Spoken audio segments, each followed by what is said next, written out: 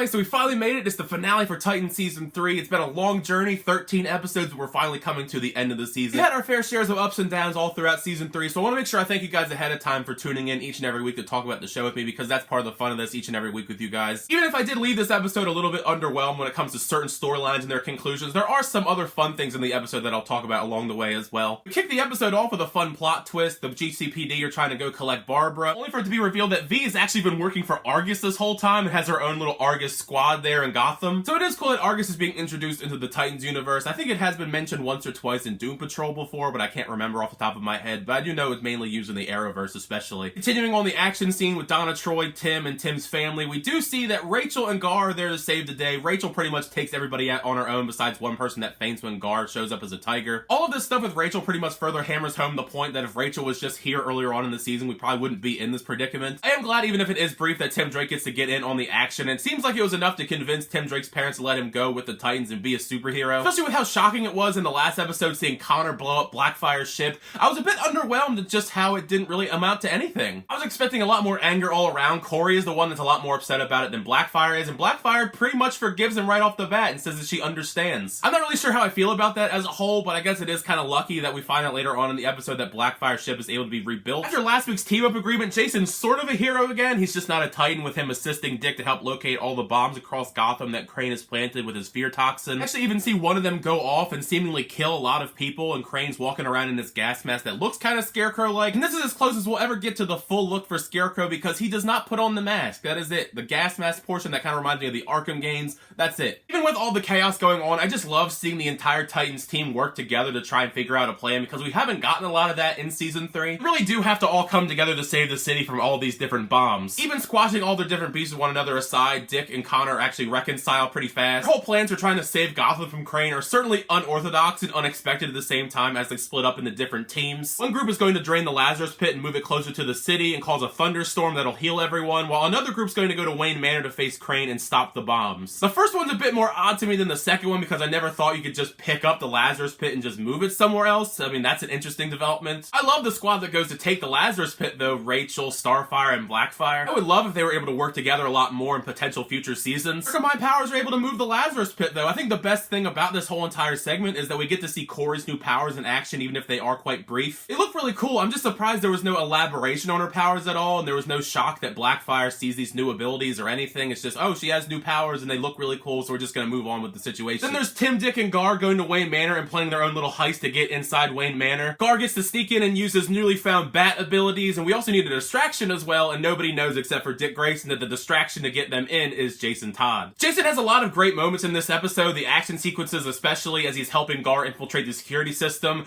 I do think it's kind of odd that he won't wear the Red Hood mask anymore. I don't know if that's a personal choice with the actor or what, but he's not wearing the Red Hood mask anymore, so it's kind of just odd to me. Once Gar infiltrates, I thought it was kind of funny the security question that's left behind by Bruce Wayne, who's the one that got away, and the answer ends up being Selina Kyle, Catwoman. And it did make me think who Selina Kyle could potentially be in the Titans universe. I figured they would be an older actress, especially since Bruce is kind of older as well. I wonder if we'll ever actually see her, because we do see a lot of Batman-related villains and heroes in this show. Maybe Selina Kyle could show up in Season 4. The best moments in this episode are the action sequences, especially the ones with Nightwing inside Wayne Manor versus GCPD, because that's the best it's going to get. We don't get a final battle at all with Jonathan Crane. We do see Jonathan Crane is trying to detonate the bombs, and he's actually overridden and he didn't know. Then we see Nightwing, Gar, and Tim Drake go down into the Batcave and tell Crane that he failed, and Tim Drake punches him out. I figured we're going to get some type of final battle. I mean, I know it's 3 against 1 and it's Scarecrow, but Scarecrow does have weapons. He can use his fear toxin. You'd think there would be at least some kind of battle, but no, Tim Drake punches him once and that's it.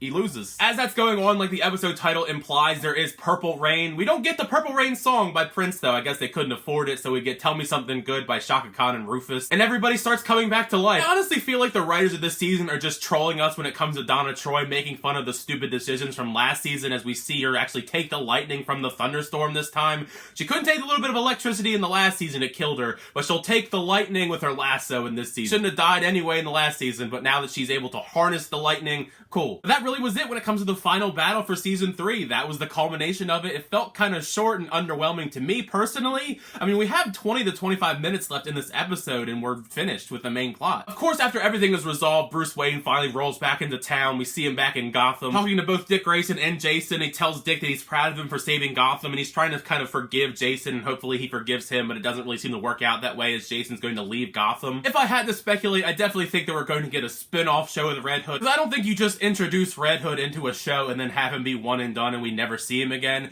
Also, speaking more on Bruce, we kind of have just ignored the fact that he tried to kill himself and he had a will written up and everything. We're kind of just pushing that under the rug like it didn't happen for some reason. I feel like that's kind of important to tell us, but okay. As we wrap things up, we do plant some potential seeds for our characters, but nothing definitive for season 4. Donna's gonna go to Paris and talk to Dawn, but before that, we see V actually give her an Argus card, so potentially that could be a thing in the future. Dick and Barbara say their final goodbyes, which is kind of sad to me because I actually really like Barbara Gordon in this show, and we're probably not gonna see her ever again because she's in Gotham and we're going back to San Francisco with the team. Everyone's packing their bags to go back to San Francisco and leave Gotham. Tim Drake even gets invited to go back with the Titans because Dick Grayson wants to train him, which is what I suspected all along, because why would Batman train him? Because Batman doesn't do anything in this show. We end off the season on questionably a quite strange segment. We go back to Arkham Asylum and see Jonathan Crane is locked up once again. Dick Grayson's talking to him, and he decides to send Rachel in there, and Rachel vomits out some crazy stuff that we saw from the Lazarus Pit, and it goes into Jonathan Crane and it messes with his mind and makes him go crazy. Like, okay, that's a weird way to send off the season, but we don't get any sort of post-credit scenes or any sort of hints to season 4, which I think is kind of weird. The season all around has been kind of a mixed bag. I think it started off really strong, and then we kind of got muddled in the middle, and it's been up and down ever since. There's been some stuff I do really like about this show, but there's just as much that I really have not been a fan of as well.